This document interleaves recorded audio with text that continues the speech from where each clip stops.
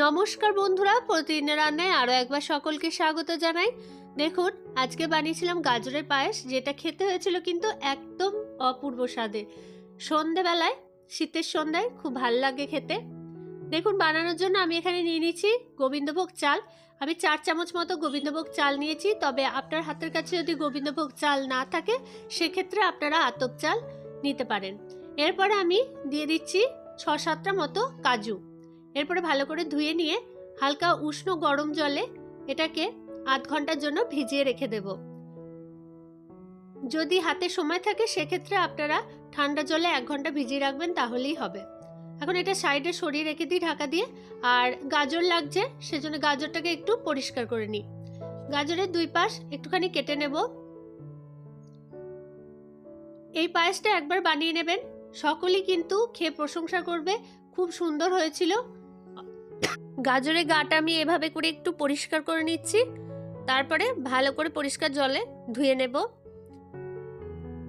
দেখুন, গাজরগুলো আমার পরিষ্কার করা হয়ে গেছে। এখন একটা বাটি নিয়েছি আর নিয়ে নিচ্ছি একটা গ্রেটার। গ্রেটারের সাহায্যে এটাকে গ্রেট করে নিতে হবে। গ্রেটারের যে বড় দিকটা আছে সেই দিকটা দিয়ে আমি গ্রেট করে নিচ্ছি।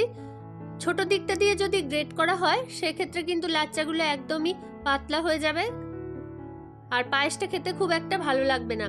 গাজরের হালুয়া তো অনেকবার বানিয়ে খেয়েছেন, তবে এভাবে একবার গাজরের পায়েস বানিয়ে দেখুন, অমৃত স্বাদের লাগে, খুব ভালো লাগে খেতে। রাতে রুটির সাথেও পরিবেশন করতে পারেন। দেখুন, সমস্ত গাজরটা আমার প্রায় গ্রেট করা হয়ে গেছে। দেখাই আপনাদের কত সুন্দর হয়েছে। দেখুন কত সুন্দর হয়েছে। এরকম মতো লাচ্চারই প্রয়োজন, একদম মিহি করে নিলে কিন্তু হবে না। এরকম ভাবেই গাজরটাকে একটু গ্রেট করে নেবেন। এরপরে এটাকে সাইডে রেখে দিচ্ছি। আর যে চালটা ভিজিয়ে রেখেছিলাম সেটা প্রায় আধ ঘন্টা হয়ে গেছে। এখন একটা মিক্সির জার নিয়ে তার মধ্যে দিয়ে দিচ্ছি, এটাকে একটুখানি পেস্ট বানিয়ে নেব। মিহি পেস্ট নয়, একটু দানা থাকবে।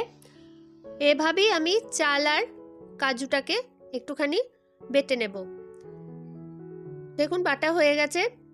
দেখুন, দেখায় আপনাদের, একদম মিহি নয়, একটু চালটা দানা দানা আছে, এরকমই প্রয়োজন, তাহলে পায়েসটা খেতে খুব ভালো লাগবে।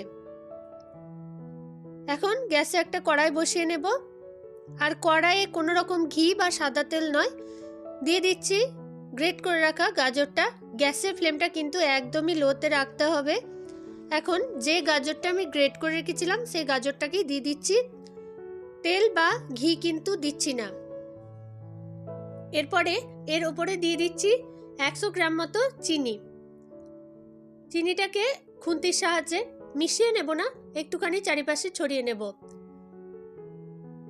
দেখুন, এইভাবে করে চিনিটা চারিপাশে একটু ছড়িয়ে নিচ্ছি। এরপরে ঢাকা দিয়ে এটাকে আমি সিদ্ধ হতে দেব। এভাবে সিদ্ধ হোক 10 মিনিট। 10 মিনিট প্রায় হয়ে গেছে, আপনাদেরকে দেখাই। দেখুন কত সুন্দর।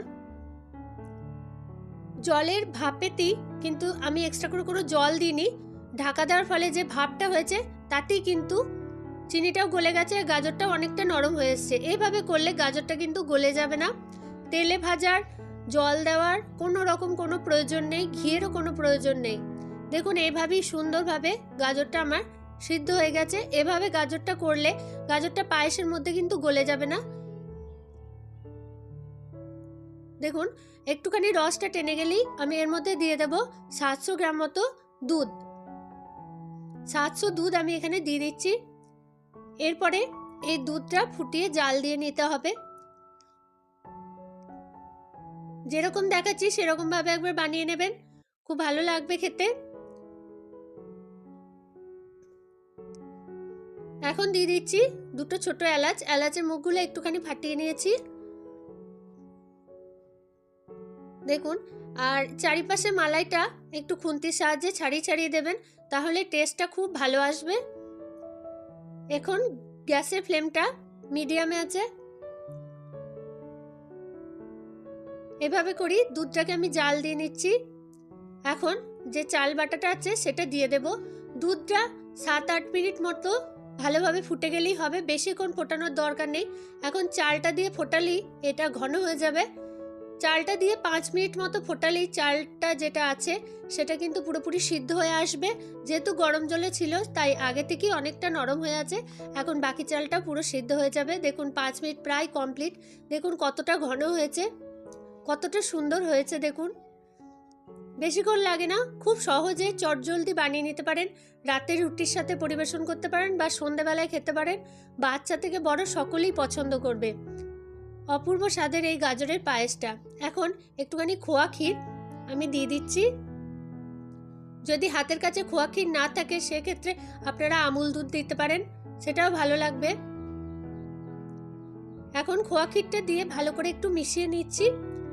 খোয়া ক্ষীর বা আমুল দুধ যদি কোনোটাই না থাকে তো স্কিপ করে যেতে পারেন। এমনিতেই এটা খেতে খুবই ভালো হয়েছিল, খুব ভালো লাগছিল। বাচ্চা থেকে বড় সকলেরই কিন্তু পছন্দ হবে। এখন কিছু আমি ড্রাই ফ্রুটস অ্যাড করছি, যেমন আমন্ড, কাজু আর কিশমিশ। এগুলো আমি একটুখানি কেটে নিয়েছি, এখন দিয়ে দিচ্ছি। সবটা দেবো না, একটু রেখে দেবো গার্নিশিংয়ের জন্য। কাজু কিশমিশ দিলে এমনি পায়েস খেতে ভালো লাগে, তো গাজরের পায়েসটাতেও খুব ভালো লাগছিল খেতে। দেখুন কতটা ঘন হয়ে এসছে। গ্যাসের ফ্লেমটা কিন্তু এবার বন্ধ করে দেব, আর ওপর থেকে দিয়ে দেব একটুখানি মতো ঘি। ঘিটা একদমই অপশনাল, যদি আপনারা ঘি দিতে না চান তো ঘি না দিতে পারেন, তবে ঘিটা দিলে কিন্তু খেতে খুব ভালো লাগছিল। ঘিটা অ্যাড করতে পারেন। দেখুন ঘনত্বটা কতটা সুন্দর হয়েছে। বেশিক্ষণ টাইম লাগেনি, খুব সহজে চটজলদি বানানো হয়ে গেছিল, খুব ভালো লাগছিল। দেখুন ঠান্ডা হয়ে গেলে কিন্তু আরও ঘনত্ব বেড়ে আসবে। গাজরের ক্ষীর বা গাজরের পায়েস যাই বলেন না কেন, খুব ভালো হয়েছিল খেতে। বাড়িতে একবার বানিয়ে নেবেন, সকলেই কিন্তু আপনার প্রশংসা করবে। তাই বারবার বলবো বানিয়ে খান ও সকলকে খাওয়ান। ধন্যবাদ সকলকে ভিডিওটি দেখার জন্য।